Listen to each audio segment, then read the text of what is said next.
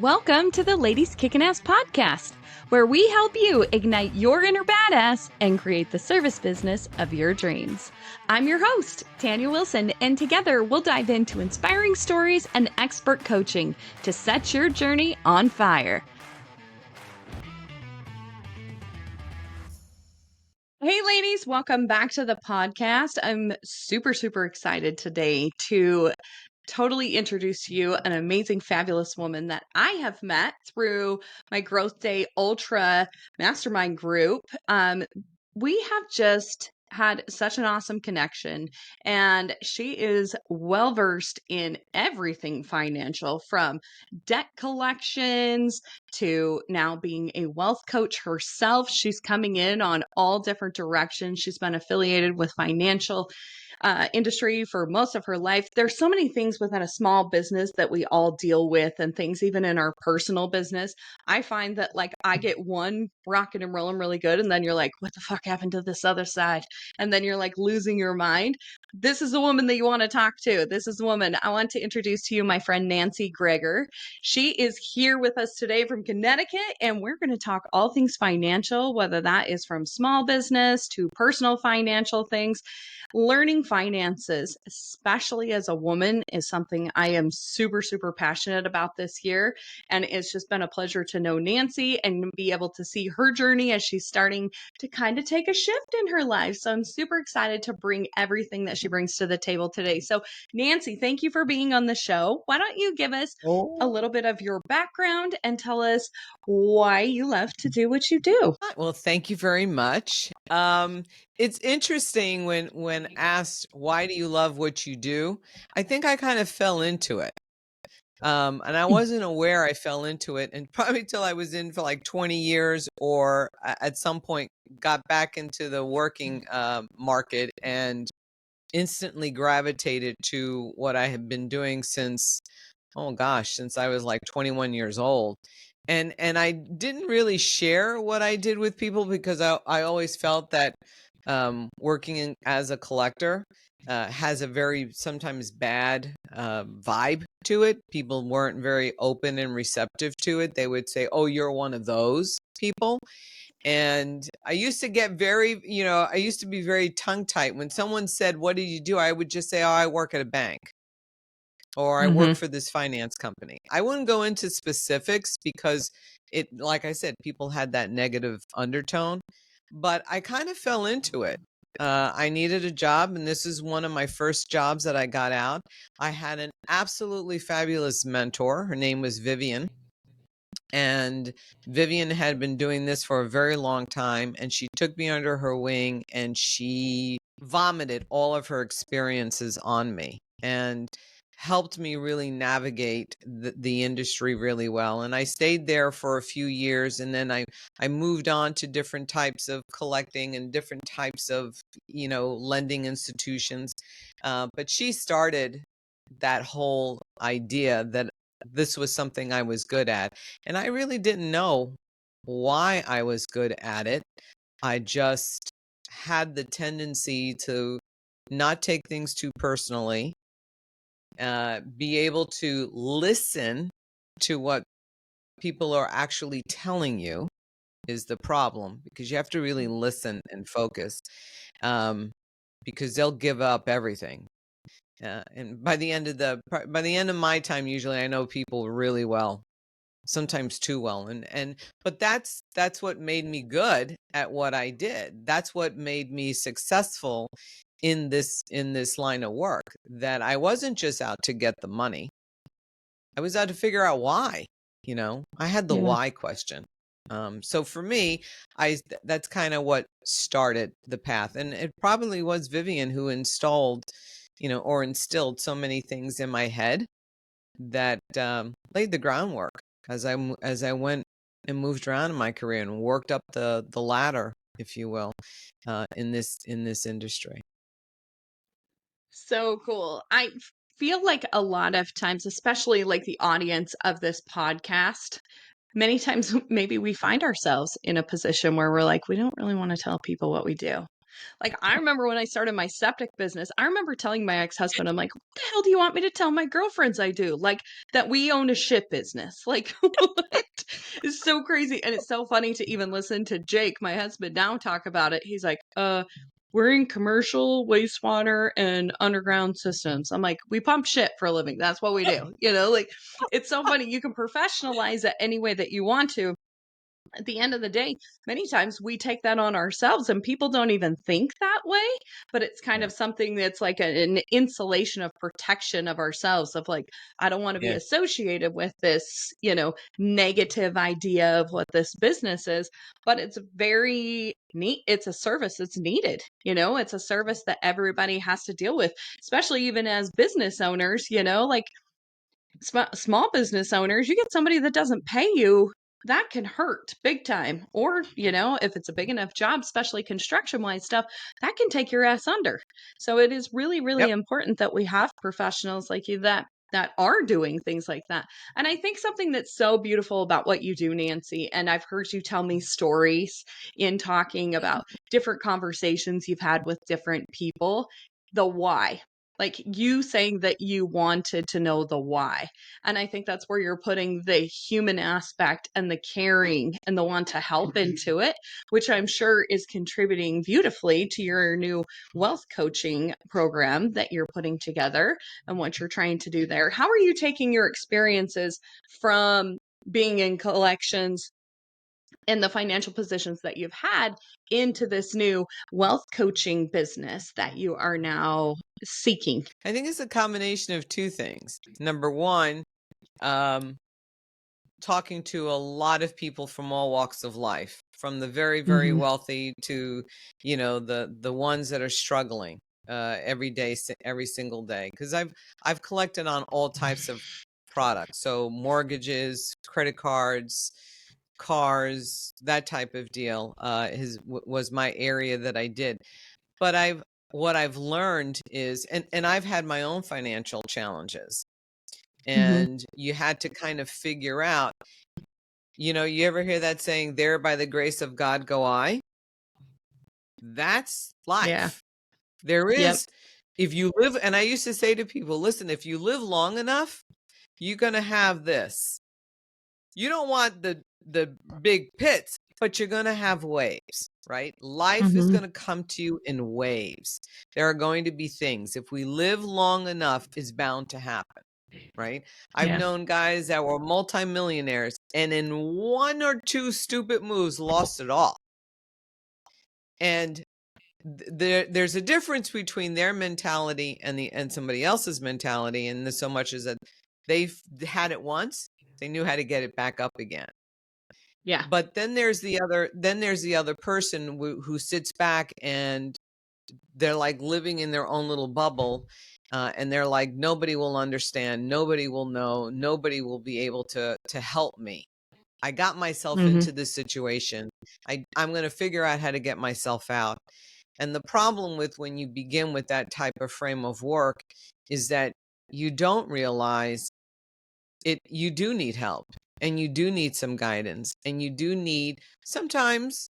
I would consider myself a mutual party, right? Because I'm not invested. You're not. I don't know who you are. You're personally not attached to me, so I can give you some objective advice. You may not like it, but I can give you some objective advice as to what you need to Mm-hmm. do. And then it's whether or not you take it on upon yourself or not. So I know what it's like from the aspect of trying to collect money from people, what their breaking point is. So, and I've helped them get themselves out. So now going into more of the wealth coach part of it is I'm going to sit back and apply those same attributes. Let's talk about where you're at, why you're here. Let's figure out a method by which we can go, but then let's continue to talk because things are going on in your life and Mm-hmm. you need that help or that direction to kind of guide you. That's really what, for me, the coaching element is about, right? It's guiding you, it's helping you, it's giving you sometimes some feedback you don't like, You don't want to hear. Mhm. It's like when I would talk to small business owners and, just exactly how you said, one or two guys didn't pay them. And now what? Now they're Yeah. scrambling, right? Yep. So we would discuss how we work through that particular problem. How do we get that? What solutions can we have? Is there something you could sell? Is there, do you have legal counsel? Are you calling them? Because it's funny, you're owed money, but yeah, you don't call the guy who owes you the money. I'm Yeah. like, y'all gotta get on the phone. You gotta have a People are so conversation. damn scared of the phone anymore, aren't they? I can't Yeah. honestly, like, I can't believe how many times I've had that issue, even inside of my stuff that I'm like, "Did you call them?" "Well, I sent them a text and an email." I'm like, "The phone!" Like, it's a cool You gotta thing. call. Get them You right gotta there. call. Get them on the phone and talk to them, and then be forthright and honest. There's no deception here, right? There's no Yeah, you don't owe me the money type of deal, right? This right. It's there for you to see it. So face up to it and talk to the person. Come Yeah, to a moment in time where you can figure out how you're going to get your money from this guy. Then once you do get it, then I like to say to people, all right, now I need you to make sure that you don't get yourself into this place again. yeah, So let's figure out what your next plan is going to be. And that is, you're going to have, whether it's operating money set aside, money doesn't get touched. Maybe you have to have some overdraft line protection set up by your bank that helps you swing, a $2,000 shortage until you get that invoice, that receivable to come in. But you have to communicate. The minute that bill was due, get on the phone, start calling, talk to people. Because all we're looking for, and I tell people this all the time, if you're honest with me and you tell me exactly what's going on, I'll work with you. But if yeah, you start to hide or you dodge me, or if you're angry, you're coming from a different place. But if you make intentions and you say, I'm going to do something, and then you don't do it, right. that's when things get a little crazy. And as a wealth coach, I want to say to people, listen, if you're dodging collectors, don't Yeah, dodge them. You don't like what they have to say, I get it, but don't take that approach, because that just pisses people off along the way. So don't do that. But let's figure this out. Let's figure out what the plan needs to be to get so where you don't get your telephone calls from people. You are paying your bills, and you're paying some of those bills off, because really that's ultimately what you want to do. yeah, But absolutely. And I find it very interesting too that sometimes people have this stigma, or they've kind of classified like who the people would be that you're calling on collections. It's like people that are repetitious about running up credit cards and then not paying them off. But there's like, I'm sure you're probably visiting with people from all walks of life, just like you said, from people that have got the money that are just like, I'm just not going to pay the shit, like all the way down to people that are like, I don't make enough money to cover my bills. Is that true? yeah, you do. And that's why I'm saying there's no like one set of type of person. Mm-hmm. Whether you're super wealthy or you're not, at the end of the day, I always say you put your pants on the same way. There Yep. is no difference, right? You put your pants on the same way. The only thing I do say that is a difference is that their mindset of a wealthy person is a little bit different, because if they've worked to get that wealth, if they've had some setbacks, they know how to work to get the wealth again. It's Yeah. not, I would never not know. And I've collected from, multimillionaires who, back when I was working on exotic and vintage cars, and they had Ferraris and Bentleys and Maseratis and all that great stuff, they would get very upset. They would get very upset if I had to repossess the car. And I would say to them, I said, listen, you know what? Give yourself a couple more years. You'll recover. This will just be a blip in your life.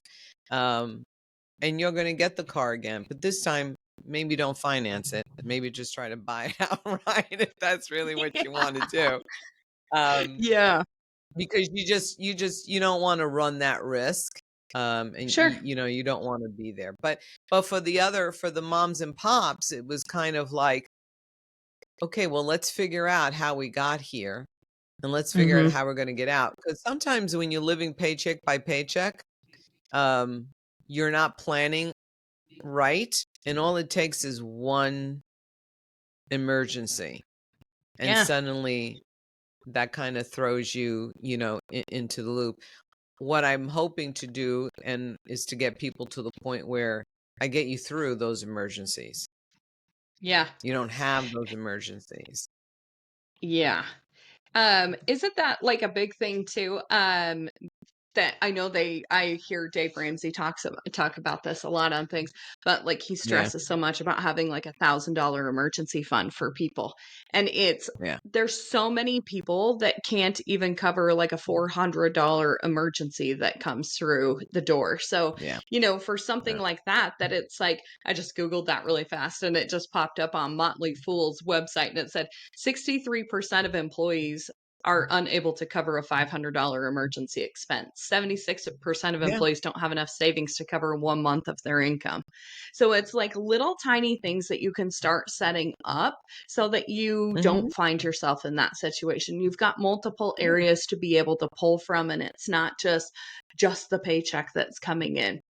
How do you think Right. that people kind of get out of this mentality of I've been in collections. I'm sure at this point, if you're 40 plus, everybody's pretty much ran into some kind of financial crisis of some kind along the Yeah. way, whether it was 25 cents that you had to live on and you ate ramen noodles in college for 4 years, all the way up to like you had a business that fell apart, you got divorced, shit happened and you lost everything. It can take something so simple that you have to start all over again. But I think sometimes there's like the people that you see with that kind of get down and then they're like, oh, everybody's after me. And it's this mindset, this lack mindset of like, I can never have something good or I can never build wealth because I've never really seen that model before. And then there's this mindset of where you're like, I won't stay poor because I grew up that way and I will never have to do Mhm. that for my kids. What do you think is the differentiator between those two mindsets for people from your experiences? I think it's who they run into and Mm, where they get some support from. I have talked with women in my very early career. Um, I'm going to date myself, but back in the early days, women establishing credit on their own was not something you did. Everything was yeah. predicated by your husband, right? It was under your Mhm. husband's name. You just sometimes you got scooped underneath that, but for women to have obtained their own credit was really, really difficult. It wasn't Mhm. easy for women to do that. But I think you run into other people, whether you realize it or not. Like Vivian, for me being my first job in the collection industry, she was so much of a wealth of knowledge for me and kind of set the Yeah. tone for me about, you know, Nancy, everybody is always going to be in some type of financial strait. There is no way no one is in it. And if they're not in a financial strait, there's something else going on, right? It could be some illness, it could be anything. It doesn't always Mhm. have to be about money, but it can be about something. But it's the people that you meet, it's the people you surround yourself with. So for the woman who got divorced and suddenly felt as though she was off on her own and she had to figure things out, was it challenging? Yes, it is very challenging, and Yeah. takes a lot of time. Um, Mhm. but those are the kind of people where if they can just imagine where their life is going to be, and if I'm able to say to somebody, and I have said this to somebody, what you're going through right now is a very small part of your life. Yeah. You will get to where you need to get. I'm confident in that. You got to believe that. I can't make that happen for you, but I can tell you my experiences. It's very, very small. And if you can surround yourself with that, a type of people that support you, and maybe you have to go to a support group for newly divorced, people, or maybe you went to another, met up with some other other friends that understood where you were coming from, because there's never a situation, I don't think, where you could say you've honestly, nobody else has experienced what you've experiencing. It's like Sure. when you become a parent, right? Yeah. And you say to yourself, I think my kid's defective because something's not right, right? This is like Yeah. stupid stuff going on. And then you're in a picnic or something and you see this other lady and you start chit-chatting, and next thing you know, her son is just as defective as yours. And you're like, oh my God, I had no idea, That's why it's you know? that's why it's so important to share your story, because Yeah, somebody could say something and you're like, "Oh my god, that was my story." yeah, It's so yeah. important, and that's what I love about this podcast, is being able to actually put that out there and allow people to do, to be able to tell their stories so that people don't feel alone. I think as women we try to carry a lot of that stuff on our shoulders too, of like, I can do it. I can get through this. Yeah, And many times you do that at your own demise and the other people that can be learning you from do. you as well. Women are the hardest to collect on. They're the Really? hardest. Women will, they will challenge you like nobody's business. They would challenge you. I I had more success most of the time with CEOs and men than I would trying to collect money from women. Women get men get mad, angry, spit it all out, and then that's it. They'll call you up the next day. Hey, how things going, right? Women tend to like fuster. Yeah. And if they hear something that they didn't like, they'll remember it, and they'll ponder it, and they'll Yeah. keep it resonating in their head. So women are tough. Women are tough. But the funny thing is most of the women are controlling the money. Not so much men. Even in large corporations and businesses, I have talked with many presidents and CEOs, and you know what they'll say to me? I got to go talk to Becky back in accounting because I don't know who I owe or who owes me. Right. So Yep. they're in the big picture moment, right? Yeah. It's that accounting team that's behind them that knows the gritty. And so it's never that I would talk with him. I'd talk to Becky. Go get me Becky on Yeah. the phone. I'm not even going to waste my time with you because you don't know nothing. I got to go Yeah. talk to the lady who's writing out the checks for you because she's going to know when I'm going to get the payment. So Yeah. women tend to be very much on the forefront of finances, very much on the ones that are controlling a lot of business accounts, personal accounts. It's the women. It's it's no different from me personally, right? When I first got married, my husband was like, "We're gonna do the checkbook, blah blah blah blah," and he had a certain way of doing it, and I was just like, "Yeah, that's not my way." And we did it for a few years where I did all the bookkeeping, and then something happened. I don't know what we got into an argument, and I just threw the book at him. I said, "Well, then here, you do it. I'm out. You do it." And that lasted 2 months. And he goes, I says, "I'm so sorry. This is definitely in your wheelhouse." And Yep. we talk. Not all the time, but we talk because we don't want to put ourselves in a situation where you have to ask the other guy, "Hey, can I have $20 or something?" You don't want to be that Right. person. You want to be able to communicate together. And that's why, Yeah. I was on the phone recently with I don't know, a bank, and we were doing a transfer, and for some reason there was a limit, which I didn't understand. So I'm on the phone, I'm talking to this lady, I'm trying to get this through. My husband's sitting there in the corner, and we're going through all these freaking security questions. And then I said, "Okay," and then, my husband's here, we're going to do the same thing. And she says, "Is he going to need it?" And I said, I said to her, I go, yes, he's going to need to have the same transfer that I'm doing. You're going to need to do for him. I said, if we're going to go down she said, is it coming out of the same account? I said, there's only one account. If we're going to go down the ship, we're going down together. And so she started laughing because she was like, she says, I've never heard it that way. And I said, no, lots of people do things differently. I do believe that I will say to you that I have my own credit. He has his own credit. We have our credit. Yeah. So I think that's very, very important. I Yes. think it's something maybe that was what I learned early on is that you have to have your own credit. You have to have your Yeah. own self. Don't rely upon your husband or partner or whatever. Figure it out and get something on your own. Doesn't have to be, big, but it has to be on your own. Big stuff like your mortgage, yeah, you'll do that together, but get your own credit card. Yeah.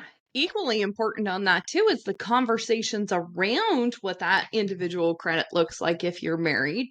Also, because when you go to buy shit and somebody's clear up here and somebody's down here, that's not a good place to be at either. So Right. that's something that, yeah, I totally relate to that. And I think we were talking about this before too. I was like, we have to sit down, and we made that like mandatory right after we have our ultra meetings with you guys, that we Yeah. have our finance and get our shit together week meeting.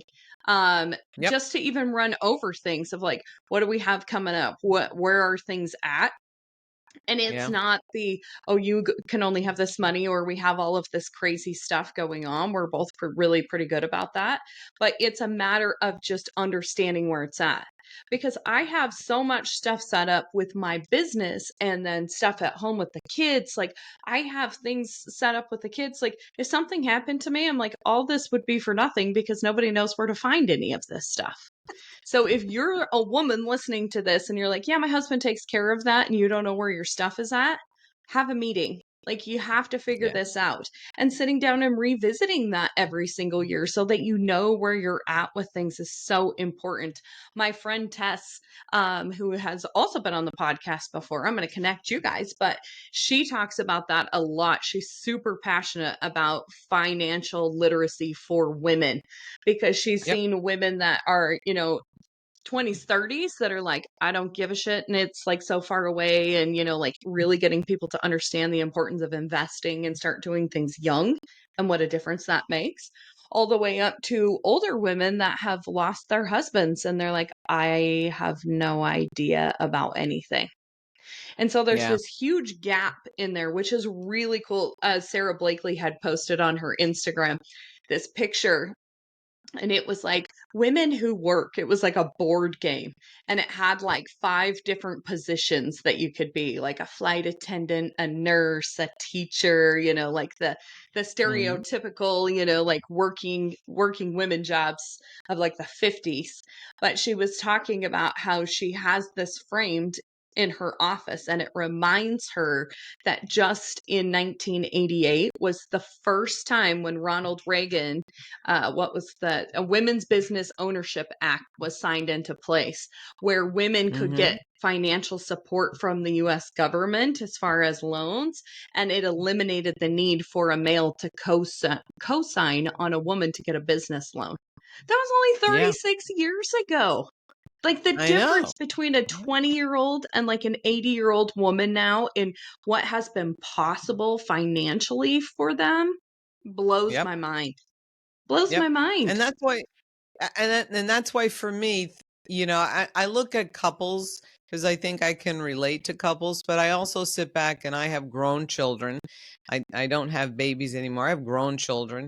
And I remember when they all turned 16, we made them go through Financial Peace University, which was Dave Ramsey's program.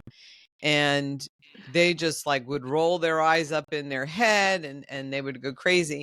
And my youngest owns his own business. He owns he owns his own repair shop and he's a dealer, car dealer.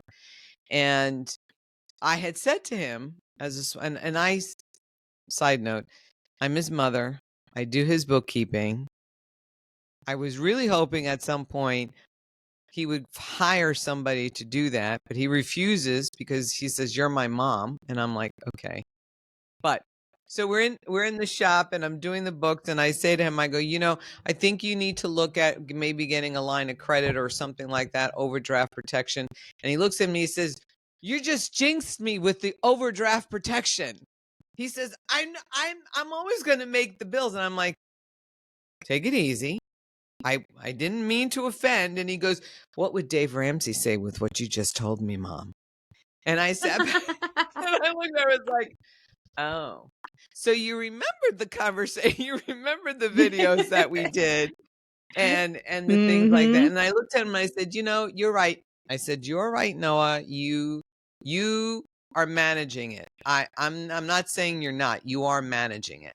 I said to him, I go, "But as a business owner, I always look at where's the security, where's the cushion? Even if you never use it, where's the cushion? You got to have the cushion." I said, especially when you got payroll and you've got definite things you need to pay, regardless of whether or not another car comes in to get repaired or not. You have operational costs that don't budge, right? It's the same thing with us at home. You have fundamentally an operational budget that will never change. It's pretty much always the same. Your mortgage, your electricity, your phone, you can pull back on food, but you've got utility, you've got car insurance. Those things are fixed. They're going to stay at a certain point, and you're going to want to make sure you can cover that if something should happen, you can cover, even if it's just a month, you can cover that. And that's what I was trying to tell him, but he threw it back at me when I told him, let's go get you a line of credit or an overdraft protection just in case. And he just went, he got on top of me and said, "Mom, that's not the way to do it."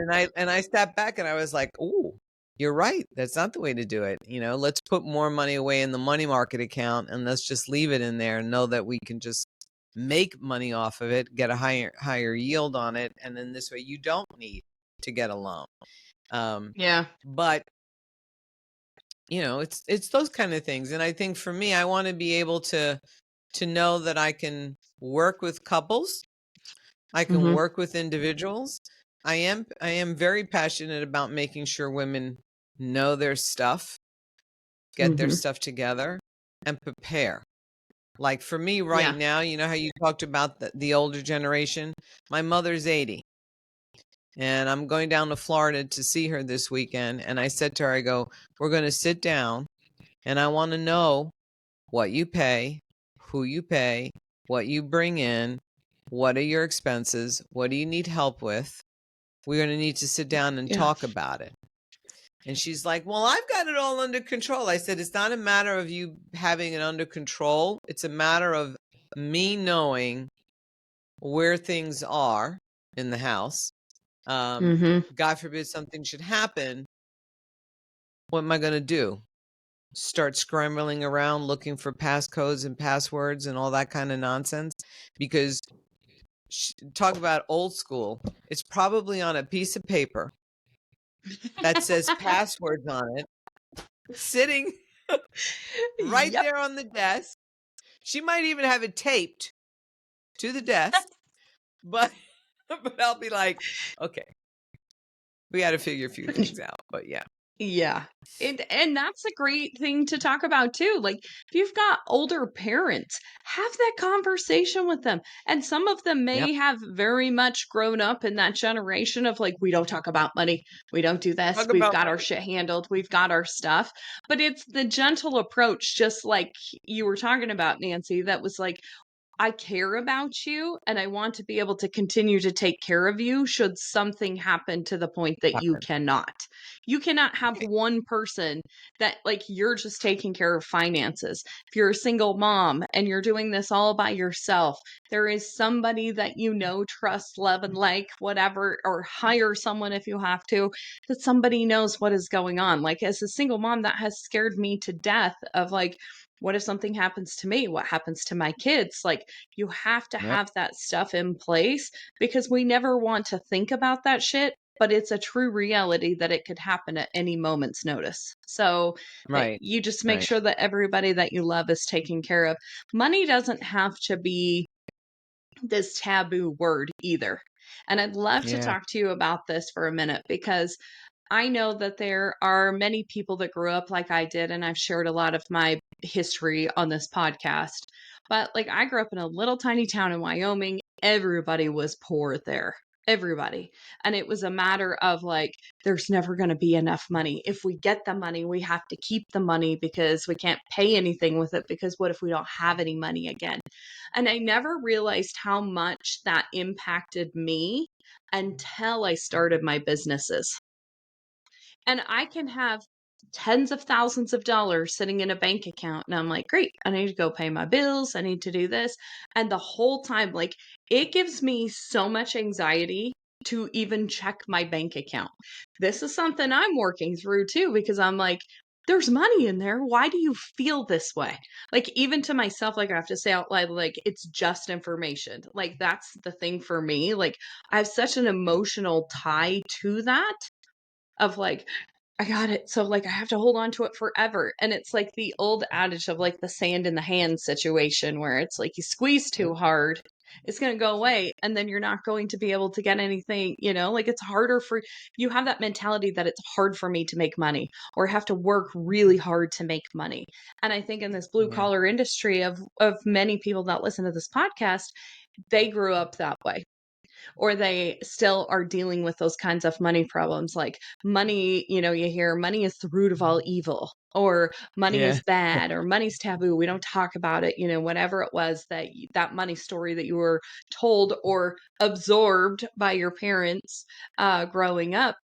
What is some ways that you would encourage women that if they are struggling with something like this, what places would you direct them to or things to work on to kind of get over that hump and understand like you're a brilliant human being, you've gotten to this point, have you ever really always run out of money? No. Like, how do you get over that hump of being so damn really scared of money? I think in this day and age, it's a little bit easier because you have so much social media out there. Mm-hmm. I follow several women. I follow the Budgetnista. I think she's hilarious. I follow some serious, some not so serious people. Mm-hmm. And the thing about it is that now you have so much information at your fingertips. I find it difficult for someone to say, I don't know how to change something when I'd say, have you Googled it? Yeah. Please don't. Everybody Google. Please don't tell me you've never Googled because you do. You will Yeah. Google whatever your problem is, from a medical problem, to a money problem, to a kid problem, you're going to Google it. So that is probably the one big, huge advantage that this generation coming in didn't have, like for my mom, and Mm-hmm. even for me in the very beginning. But they didn't have that, right? So you had to really figure it out. And sometimes it took you a good slap in the face or an epic problem to have occurred before you kind of figure out how you're going to get yourself out of it. But helping you get out of it now is somewhat easier because you have the internet, you have social media, you have all these things available to you that you can get all this type of information on to figure it out, to help you figure Mm-hmm. it out. So, but the mindset, that's probably, even to this day, still takes me some time because growing up, the same thing. You didn't talk about money. You never asked someone what they made. You Yeah. never came out and say, hey, how much money do you make? Right? You weren't going to ask those types of questions because that considered like personal information, which now I kind of sit back and to this day, even when you're in a working environment, an employee environment, right? It's still a taboo. Don't ask the guy next to you what his salary is because he shouldn't share that information. I almost Mm-hmm. bet that if we all sat around and shared the information, the reality of women and men getting paid differently would be a huge, huge thing. And when companies say to you that they're into equality, they're into, making sure that everybody gets treated equal, gets paid equally, disclose what everybody makes. Yep. Disclose what everybody makes. That's how you truly build that type of equality and knowledge. But it's still a taboo. Companies don't disclose that information. It's still a taboo. Then they will make a point. Hey, don't tell this other guy. Don't tell this guy you got a 5% raise because this guy only got 3. But you don't know that. You don't know that. So I think it has to be, changing the mindset is a daily situation that you have to go through. And you have to remember why. I recently went through a weight loss change, and I had to figure out my health. And I did this one particular program where you systematically remove lots of stuff from your diet. But the objective is not only are you systematically removing these things from your diet, but then you're kind of saying to yourself, why do you want to have that particular item? Like for me, I noticed that I had a really bad sweet tooth. And after dinner, lunch, even breakfast, I required a snack. It could have been a cupcake. It could have been a muffin. It could have been a cookie, usually cakes and pastries. Never candy. I don't know why I wasn't big on candy. But in any case, that's how I grew up. I grew up from my parents telling me, if you finish everything on your plate, you'll get that piece of chocolate. You'll get that cake. You'll get that cookie, right? And so I realized that I was like, wow, I was doing what I was doing because it was a way to award myself. Well, the same thing is with money, right? Yep. Same thing with money. You do so good, you do so well, and then you say to yourself, oh, I'm going to treat myself to that handbag, or I'm going to treat myself to those pairs of shoes, which I'm guilty of, 100%. My husband always says to me, I don't know how many pairs of black shoes a person can have. And I said, but they're not all the same. Just because they're black doesn't mean they're the same. But you treat yourself, right? You say to yourself, oh, no, I've been really, really good. So I'm going to treat myself. I'm going to give myself permission to buy it. But you have to say to yourself, okay, what's the ultimate goal of what I want to really, truly achieve? Now, will you cheat? Absolutely. I haven't met one person who's been on the greatest diet, lost all the weight in the world, and doesn't have moments where they'll sit back and they'll say to themselves, no, I'm going to have that damn piece of pizza, or I'm going to have that cocktail. I'm not going to hold back, right? So it can't always be an all for nothing. You have to really figure out the balance. But you have to know deep down inside in yourself why you do what you do, why it is that you're in that place. And it does, a lot of it come from how we were raised and what our backgrounds were, what our family life was like. My parents, they worked hard. They were blue-collared workers. They worked all the time, every time. They hustled. They did that 9-to-5 job. Sometimes they would do some side jobs, but most of the time they just did that job, and they figured out there were bad times and good times, but they always managed to figure it out. But they never told me about it. Like if they had just kind of sat down in the beginning, and that's why probably the one thing I felt was important that we don't teach our children. We don't teach our children the money. We don't help them figure out what the money is all about. We're not giving them the lessons that they need to learn when it comes to that. And my parents certainly didn't do that for me. So yeah, when I got my first job, first paycheck, all gone. It was gone like in 2 days.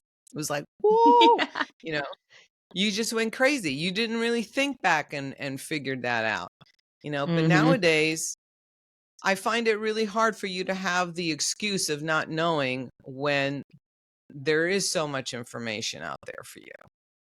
You Yeah. can know. You can. You can figure it out. You could do it. You could do it. Yeah. I think a lot with financial stuff too. There's so many patterns when you go back and look over history of spending, Mhm. and you Yep. will see patterns because I've been doing this with my business big time this year. And I'm like, oh my God, there it is. But Yep. when you're looking at it just on a day basis of things, I didn't really realize. Like, I'd be like, oh my God, we made all this money. Like, where the hell is it? You know?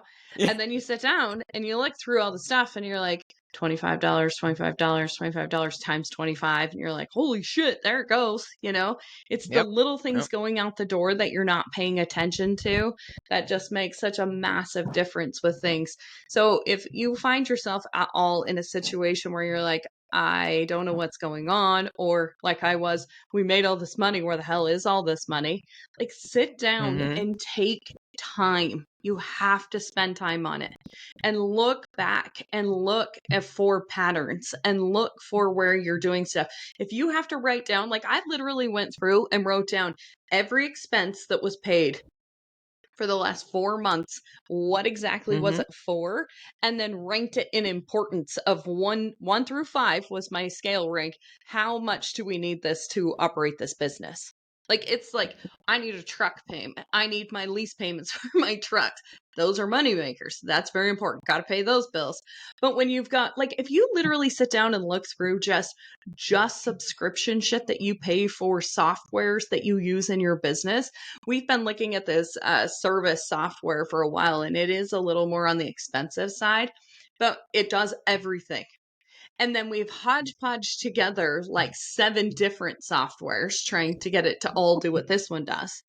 And then when you sit Mhm. down and you actually put the numbers together, I'm like, holy shit, we'll be saving $525 every month from the hodgepodge to this, where we actually have it all in one big screen and we can see everything that's going on in our business.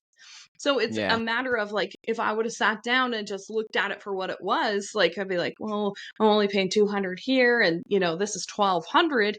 But then you're like, but look at what this does and look at what this does. Inside a business too, like, are you using the full functionality of each one of your softwares, or are you actually like using kind of this one, kind of this one? And then you really sit down and learn the software and you're like, shit, that could have done the same thing that I just signed up for 3 1-year subscriptions for. Really sit down Mhm. and spend some time and analyze those types of things.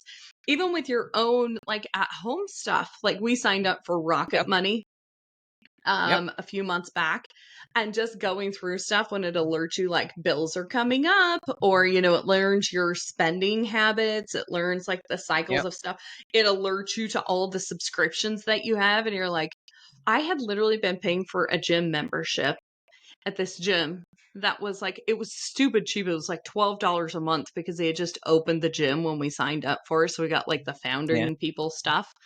And I had went into the gym and canceled this membership when we moved to a different one.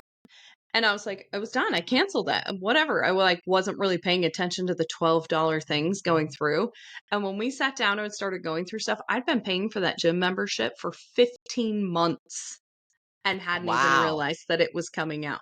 So you're like 12 times 15. Well, that's not, it's a lot of money. Like, I didn't get Yeah. any value out of that whatsoever.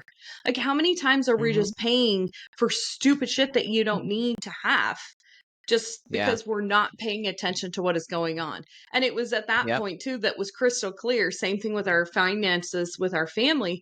Like, Jake has a checking account. I have 2 different checkings account personally. We have a joint account. We have all the shit. It's impossible with my businesses that I take care of, and then all this stuff at home and trying to do Mhm. everything. Like, I didn't have time to go through them all. I was like, okay, yep, the Right. big ones came out and I didn't pay attention to the little ones. But the little ones, even just going through it after signing up for Rocket Money and going through that, like, I'm saving over $200 a month in just stupid stuff we were paying for, or found Yeah. cheaper alternatives to what we were paying for because we were paying attention. So paying Yep. attention is a big thing to avoid paying out so much extra Yeah. money too. And it's just, the I think more knowledgeable you get about where your money is going, the more conscious you are about spending too. Many times we're Yeah. like, well, this is how much money we have. It's in the bank account. Same thing with running a business that way. You cannot run your finances based upon this is how much is left in the bank account. That's that paycheck to paycheck mentality that we just really have to break. I am so passionate about women never feeling like they're stuck. And that Yeah. comes with you deciding to have a level of your own financial independence that you never find yourself in that place. I grew up with a mother that very much was in that situation her entire life. Like, I could Yeah. never do anything different because I'm stuck here. It was that, like, can I have money to go to the grocery store situation? And Yeah. a lot of us have grown up with that, and then we take it to the complete opposite extreme of like, no one will have control over my money. Which was really fun when I got remarried again. My husband's like, why do you think I'm a psycho? I'm like, I don't. Yeah. I realized that I was being the psycho with that. You were It's being the just psycho.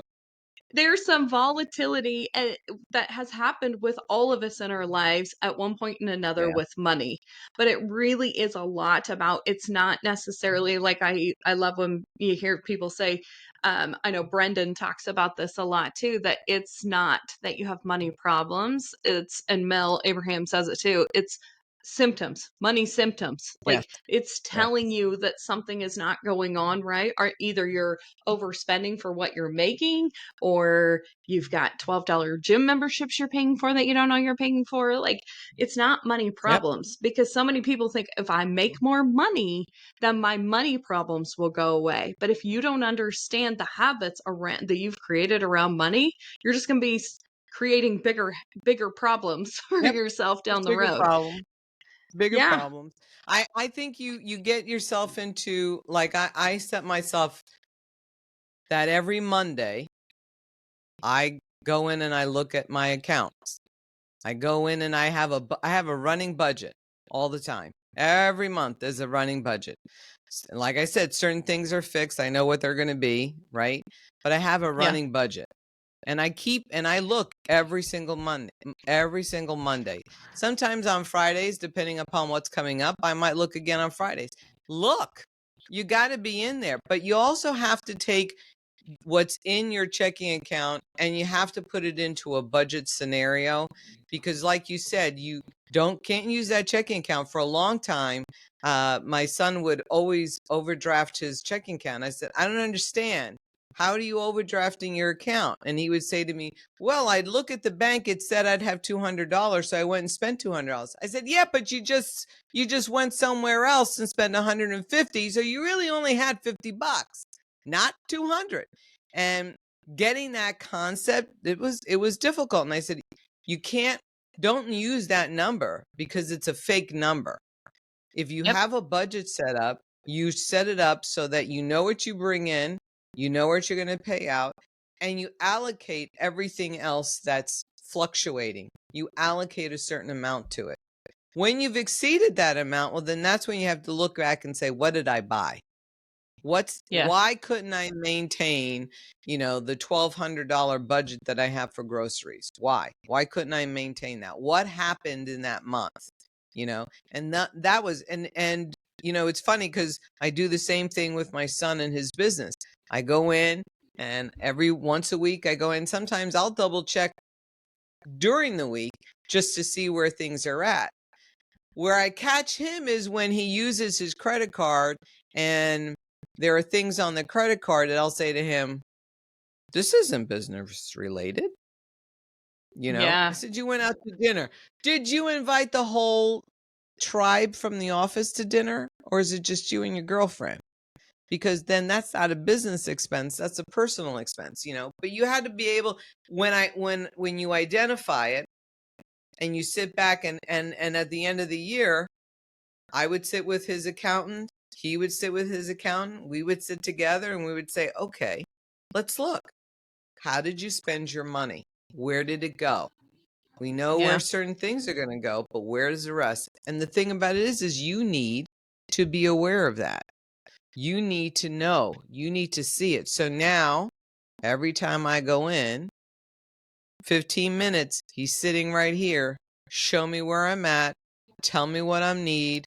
tell me what went wrong or where something went, ask me the questions, and we go through it. Because I said to him, it's not that I need to know. You need to know. It's not about Yeah. me. It's about you. Yeah. So you have to take the initiative to control your own finances. And that means you got to look, and you can't be Yes. afraid to look. You got to look, you got to look, you got to write it down, and you got to just make it a conscious effort that that's what you do. Forget Yeah. about, whatever it is, one day a week. You pick that day and you do it. You don't wait for the end of the month. I hate waiting for the end of the month because that for me Mhm. is kind of like you wasted time, right? You couldn't course correct yourself if you waited to the end. Don't wait to Right. the end. Every single week, open your account, go online, access it, open up your budget, look to see where you've been spending your money, and then know where you have to course correct yourself. When you've gone too far over here, you need to pull yourself back in again so that you can stay in line, so that you can make those budgets, so that you can make the goals that you need to set out. And money is no different than any other type of goal you set. It really is no other. It's a different topic, but the principles I think are similar, right? What you set, Yeah. what you establish. You want to lose weight? How much do you want to lose? How do you want to lose it? How long is it going to take you to get there, right?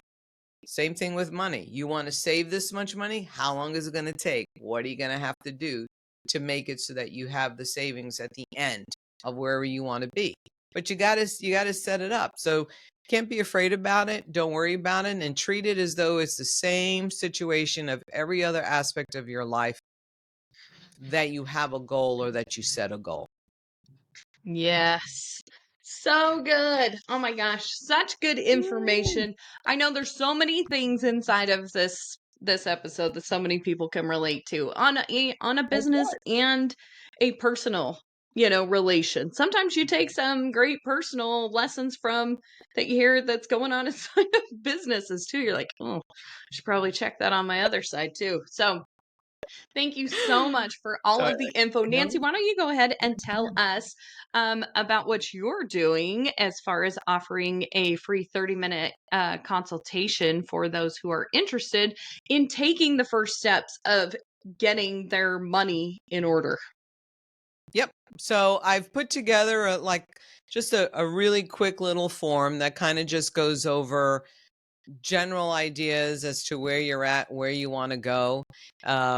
What is it that you're trying to achieve? Because talking about finances is personal, and Hmm. it has to be a situation where it's gauged by both parties, both me as your coach and you as, the coachee. What is it that you're trying to do? So I put together this little form.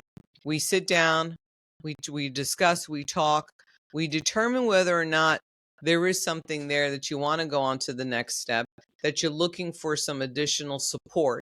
Because I believe that for me, coaching is about supporting an individual's desires to achieve their ultimate goals. And that could be anything. It could be out of debt. It could be saving $1,000. It could be saving to go on vacation. It could be figuring out something. But so it's just a little brief kind of get to know each other and figure out whether or not this is something that I know I can help you with and you're ready for. Because you got to be Yeah. ready. You know that there's three: are ready, willing, and able. You got to meet those three criteria, because if you're not, it's not going to work. And I don't believe in, forcing anybody to do anything. When you're ready, you're going to do it. And so this is just kind of me getting together with some people and saying, hey, what is it you're looking at? What questions do you have? Sometimes people will say to me, well, I was curious. I'm looking at getting a mortgage, and they'll give me a mortgage question. Okay, I'll answer the question. And if I don't know the answer, I know some really great mortgage brokers that you can talk to. And Yeah. it's free. It's not like, you're going to be paying for it. It's free. Yes. So that's kind of what I put together. Awesome. Excellent. Well, I can tell you from firsthand that, first of all, Nancy's incredible to talk to. She's super knowledgeable in all of this stuff, obviously, from this conversation, but she cares. And that is one of the biggest things, having worked with many coaches over the years. I can't stress enough how important it is to have a coach in the area of your life that you are really dead serious about improving in. And so if money is one of those things for you, whether it's mindset, it's the practices, is I need some advice, I need something, get a money coach that can help you with that stuff. Because if anything, it's the accountability that you have with another human being to continue to keep showing up for yourself. And that Yep. is so incredibly important. So if it's health, something that you're doing with, get a nutritionist, get somebody that can help you with that. Get somebody that will meet you at the gym. I can't tell you how many trainers I've had just because I know that if I hire this trainer, I have to be at the gym at this time because I'm never going to let them down and stand them up. So Yeah. literally just for that, like I just need Yeah. you to, then they kick my ass. So it's a win-win Yep. on both sides. But whatever you need to continue to keep showing up for yourself, make that investment. It is not one of those things that you're just looking at it and you're like, oh my God, that's another expense. It truly is an investment in your future when you invest in a really good coach that can help you get to the places where you want to go. And Nancy is someone that I would highly, highly recommend to anybody. So thank you so much for all of Thank your you. knowledge today, Nancy. At the end of the Thank you. Thank podcast, I you. always ask everybody this I, question because it is my favorite. And I can't wait to see how you will relate to this because we've had so many conversations about it already. yeah. When at the event that Nancy and I did not meet at this event, but we ended up meeting through a couples group through Ultra later. But when we were at Hmm. the event in Austin, where we all became synced up with Brendan and Ultra, I remember standing there, and you remember that they had to come up with 3 words. Do you remember that? That made you, that was like defining yourself, or that you saw your future self as. And it was one of those things was being grateful, Hmm. grace for me, like, like grace and being grateful, giving yourself some grace, being very grateful for what you're at, grit, and badass. And if like it was so cool, like how many people that I have met through that ultra group that was like gritty and badass and give yourself some grace and doing these things. And this is like, I feel like the people that we met in that ultra group was very much the epitome of those words that I just kept saying to myself for so long after I left there. Like the people I've connected with have really been that definition of, I'm so grateful that I've met these people. They're just full of grace and understanding where everybody's coming from. There's a lot of gritty people, and Nancy is definitely one of those ladies in my tribe now, and just complete badasses, which is everything that this community is about. So that was like my manifestation of Nancy coming into my life at that point that I'm just so thankful for. But when you hear the phrase, Nancy, ladies kicking ass, what does that mean to you in your life? I thought about it because I know you always ask this question, and I said, "Oh, she's going to ask me this question. What am I going to say?" So I will too. I don't remember all the 3 words, but I do remember the one word that I identified myself with, and that was that I was, if I remember correctly, I probably said spicy, and I also said badass, um, because I know I can do it. I know I can do it. And I think the definition of, what a badass to me is just somebody who is unapologetic as to what they want, stands up for what they want, and is okay with the one door closing, knowing that another one's going to open. I can tell you how many situations that I've been in where people have said, but if I let this go, everything's going to go downhill. And I'm like, no. Many instances in my life, I have proven that when that one door closes, another door is going to open.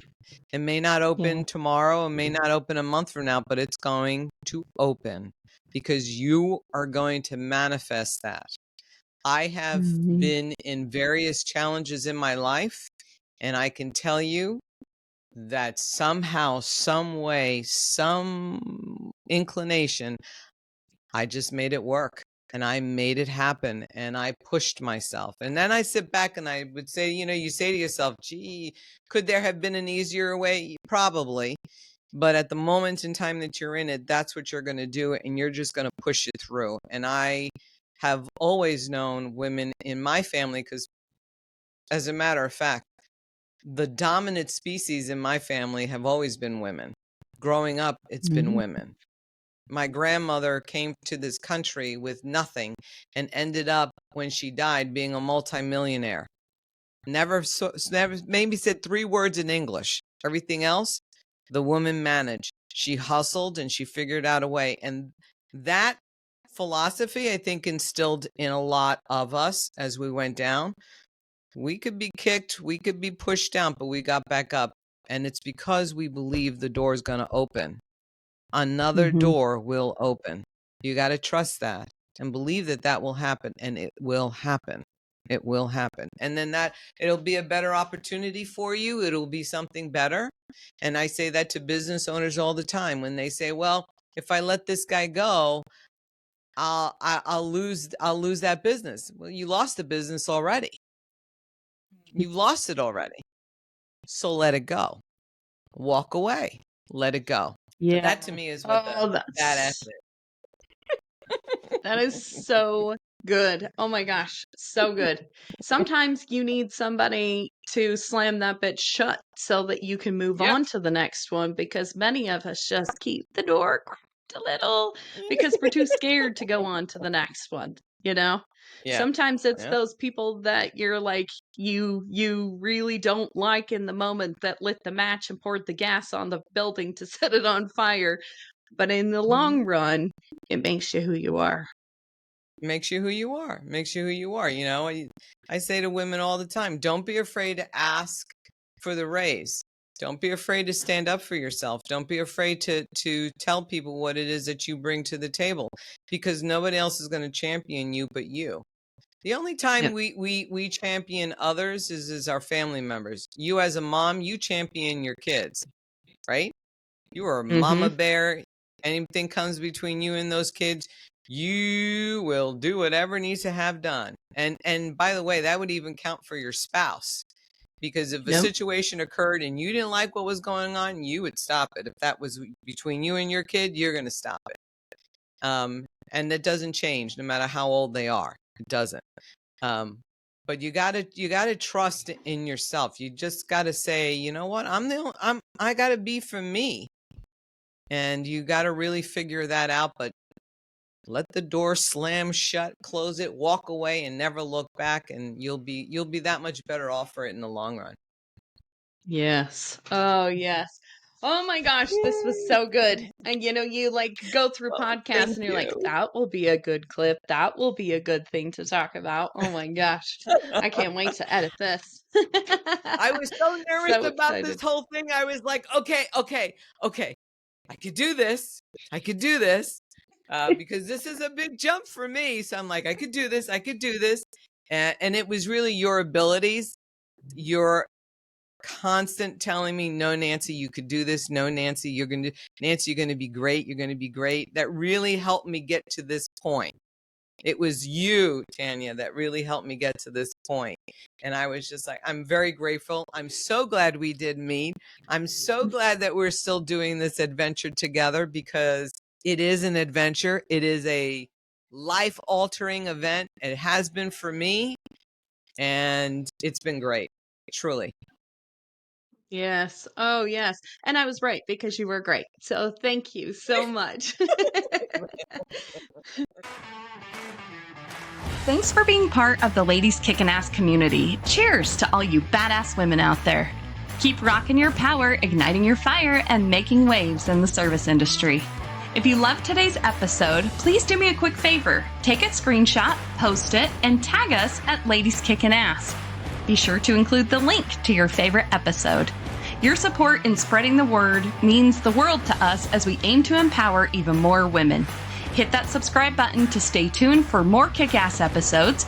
And don't forget, a 5-star review is the ultimate high five. Connect with us on social media. All the links are in the show notes. Thank you for being part of our tribe. Now go kick some serious ass, lady.